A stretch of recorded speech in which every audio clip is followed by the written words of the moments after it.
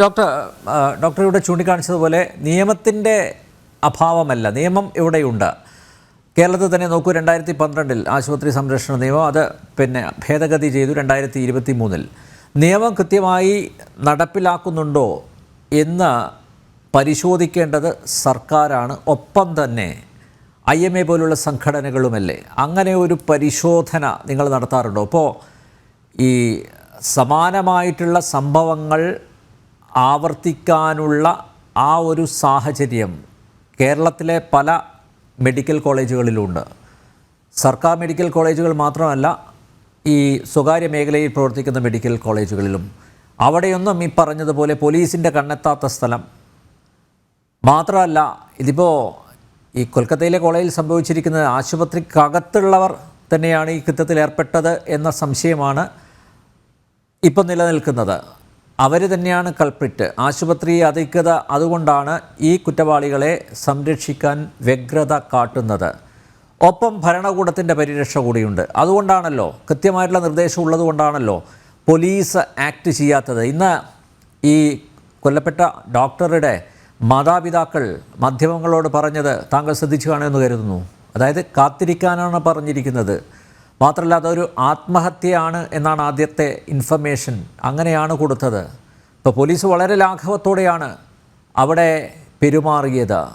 സമാനമായിട്ടുള്ള സ്ഥിതിവിശേഷങ്ങൾക്ക് കേരളത്തിലെ മെഡിക്കൽ കോളേജുകളും ഒരുപക്ഷെ സാക്ഷ്യം വഹിച്ചേക്കാം. സാക്ഷ്യം വഹിക്കരുത് എന്നാണ് ആഗ്രഹം എങ്കിലും, പ്രാർത്ഥന എങ്കിലും, അവിടെ കൃത്യമായിട്ട് ഈ നിലവിലുള്ള നിയമം കൃത്യമായി ഇംപ്ലിമെൻ്റ് ചെയ്യപ്പെടുന്നുണ്ടോ എന്ന് പരിശോധിക്കാനുള്ള ഉത്തരവാദിത്തം ഭരണകൂടത്തിനെന്ന പോലെ IMA പോലുള്ള സംഘടനകൾക്കുമില്ലേ. എപ്പോഴും അലേർട്ട് ആവുന്നത് ഇതുപോലുള്ള ചില ദുരന്തങ്ങൾ ഉണ്ടാവുമ്പോഴാണ്, അല്ലെങ്കിൽ ഇതുപോലുള്ള ചില അനിഷ്ട സംഭവങ്ങൾ ഉണ്ടാവുമ്പോഴാണ് IMA പോലുള്ള സംഘടനകൾ അലേർട്ടാവുന്നത്. അവർ ഈ മേഖലയിൽ വളരെ സക്രിയമായി ഇടപെടുന്നത്. പക്ഷേ കൃത്യമായി ഈ നിയമം നടപ്പിലാക്കണം, അതിനായിട്ട് വാശി പിടിക്കേണ്ടതല്ലേ IMA പോലുള്ള സംഘടനകൾ?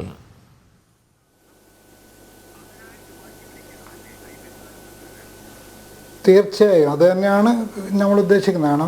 ഈ ഒരു നിയമങ്ങളൊക്കെ വന്നിട്ടും ഇത് നടപ്പിലാക്കുന്നതിലുള്ള വീഴ്ചകൾ ഞങ്ങൾ ചൂണ്ടിക്കാണിക്കാറുണ്ട്. ഇപ്പം നിങ്ങൾ പറഞ്ഞ പോലെ നമ്മൾ ഈ ആശുപത്രി സംരക്ഷണ നിയമം നടപ്പിലാകുന്നതിലുള്ള വീഴ്ചകൾ, അല്ലെങ്കിൽ അത് ഫോളോ അപ്പ് ചെയ്യാതിരിക്കുന്ന, അതിന് പല കോഡ് ഓഫ് കോണ്ടക്റ്റൊക്കെ വന്നിരുന്നു. അതൊക്കെ നടപ്പിലാക്കാതിരിക്കുന്നതിനുള്ള വീഴ്ചകൾ നമ്മൾ ചൂണ്ടിക്കാണിക്കാറുണ്ട്. അതേപോലെ തന്നെ ദേശീയ തലത്തിലും അല്ലെങ്കിൽ സംസ്ഥാനങ്ങളുടെ തലത്തിലും നമ്മൾ എപ്പോഴും ആവശ്യപ്പെടുന്നത് ഈ നിയമങ്ങൾ കർശനമാക്കണം എന്ന് തന്നെയാണ്. നമ്മൾ പലപ്പോഴും സമീപിക്കാറുണ്ട് ഗവൺമെൻറ്റുകളെ. അതേപോലെ തന്നെ മറ്റൊരു കാര്യം നമുക്ക് പറയാനുള്ളത്, ഇപ്പോൾ നമുക്കറിയാം മറ്റ് പല നിയമങ്ങളിൽ, ഇപ്പോൾ പോക്സോ തന്നെ എടുത്തിരിക്കുക. പോക്സോ നിയമപ്രകാരമുള്ള നടപടികൾ എടുത്തില്ലെങ്കിൽ ഡോക്ടർക്കായാലും ആർക്കായാലും എതിരെ പെട്ടെന്ന് തന്നെ നടപടികൾ വരുന്നുണ്ട്. അതേപോലെ തന്നെ ആശുപത്രി സംരക്ഷണ നിയമത്തിൽ ഉള്ള നടപടികൾക്ക് വീഴ്ച വരുത്തുന്ന പോലീസ് ഉദ്യോഗസ്ഥരായാലും ആര് തന്നെയായാലും അവർക്കെതിരെ കർശന നടപടികൾ വരുമെന്നുള്ള വ്യവസ്ഥ കൂടി അതിൽ വരണമെന്നുള്ളൊരു ആവശ്യം നമ്മൾ സൂചിപ്പിച്ചിട്ടുണ്ട്, ഇനിയും സൂചിപ്പിക്കും. പിന്നെ മറ്റ് കാര്യങ്ങൾ, ഈ ക്യാമ്പസുകളുടെ അല്ലെങ്കിൽ ആശുപത്രികളുടെയൊക്കെ സുരക്ഷിതത്വം, അത് നിങ്ങൾ പറഞ്ഞത് ശരിയാണ്. കേരളത്തിൽ എന്നല്ല പല സംസ്ഥാനങ്ങളിലുമുള്ള ഗവൺമെൻറ് അല്ലെങ്കിൽ പ്രൈവറ്റ് മെഡിക്കൽ കോളേജുകളിലും ക്യാമ്പസുകളിലും അതേപോലെ തന്നെ ആശുപത്രി സംവിധാനങ്ങളിൽ ഇത്തരം അപകടം നിലനിൽക്കുന്നുണ്ടെന്നുള്ള വാസ്തവമാണ്. പക്ഷെ അതിനാണ് ഞാൻ പറയുന്നത്, ഇപ്പോൾ ദേശീയ തലത്തിൽ ഇതേ നിയമം വരുന്ന വഴി അതേപോലെ തന്നെ നാഷണൽ മെഡിക്കൽ കൗൺസിൽ വഴി മെഡിക്കൽ കോളേജുകൾക്ക് അംഗീകാരം നൽകുമ്പോൾ ഇന്ന സുരക്ഷിതത്വ വ്യവസ്ഥകൾ അല്ലെങ്കിൽ ഇന്ന കാര്യങ്ങൾ അവിടെ ഉണ്ടായിരിക്കണമെന്നും, അതേപോലെ തന്നെ അവിടെ നിലനിൽക്കുന്ന കാര്യങ്ങൾ, അവിടെയുള്ള സ്റ്റാഫ്, അവരുടെ പ്രവൃത്തികൾ, അവരുടെ കാര്യങ്ങളും അതൊക്കെ പീരിയോഡിക്കായിട്ട് അസസ് ചെയ്യാനുള്ള സംവിധാനം ഉണ്ടാവണം. ഒരു തവണ പെർമിഷൻ അല്ലെങ്കിൽ ലൈസൻസ് കൊടുത്തു കഴിഞ്ഞാൽ പിന്നെ എപ്പോഴും ഇത്തരം സംവിധാനങ്ങൾ അവിടെ നടപ്പിലുണ്ടോ, വിദ്യാർത്ഥികളുടെ അല്ലെങ്കിൽ ഡോക്ടർമാരുടെ അല്ലെങ്കിൽ മറ്റ് സ്റ്റാഫിൻ്റെ സുരക്ഷിതത്വം ഉറപ്പാക്കാനുള്ള സംഗതികൾ അവിടെയുണ്ടോ, അല്ലെങ്കിൽ അതിൽ വീഴ്ച വരുന്ന രീതിയിൽ വ്യക്തികളോ അല്ലെങ്കിൽ മറ്റു അവിടെ എന്തെങ്കിലും പ്രവർത്തികൾ നടത്തുന്നുണ്ടോ എന്നുള്ള ഒരു സംവിധാനം എല്ലാ തലത്തിലും വേണം. അത് നാഷണൽ മെഡിക്കൽ കൗൺസിലിൻ്റെ നേതൃത്വത്തിലും അതുപോലെ സംസ്ഥാന കേന്ദ്ര സർക്കാരുകളുടെ നേതൃത്വത്തിൽ അതിനൊരു പരിശോധനാ സംവിധാനം വേണമെന്നുള്ളത് നമ്മൾ ആവശ്യപ്പെടുന്നുണ്ട്. കാരണം അങ്ങനെയല്ലെങ്കിൽ ഇതേപോലുള്ള സംഭവങ്ങൾ വരും. ഒരു കോളേജിൽ ഇത്തരം കാര്യങ്ങൾ ഈ സംശയിക്കപ്പെടുന്ന കാര്യങ്ങൾ നിലവിലുണ്ടെങ്കിൽ അത് അതിഗുരുതരമായ കാര്യമാണ്. അതുപോലുള്ള സംവിധാനം നമുക്ക് പണ്ടത്തെ പോലെയല്ല. പണ്ട് കേരളത്തിലിപ്പം 5 മെഡിക്കൽ കോളേജുകൾ പണ്ടുണ്ടായിരുന്നില്ല. ഇപ്പോൾ 20, 30, 22ഓളം മെഡിക്കൽ കോളേജുകളുണ്ട്. അതേപോലെ തന്നെ നാഷണൽ ലെവലിൽ നോക്കിക്കഴിഞ്ഞാൽ ആയിരക്കണക്കിന് മെഡിക്കൽ കോളേജ് പുതുതായിട്ട് വരുന്നുണ്ട്. അപ്പോൾ അതിലൊക്കെ അനുമതി കൊടുക്കുമ്പോഴും കൊടുത്തതിന് ശേഷമുള്ള പീരിയോഡിക് ആയിട്ടുള്ള അസസ്മെൻറ്റും പരിശോധനകളും വേണം.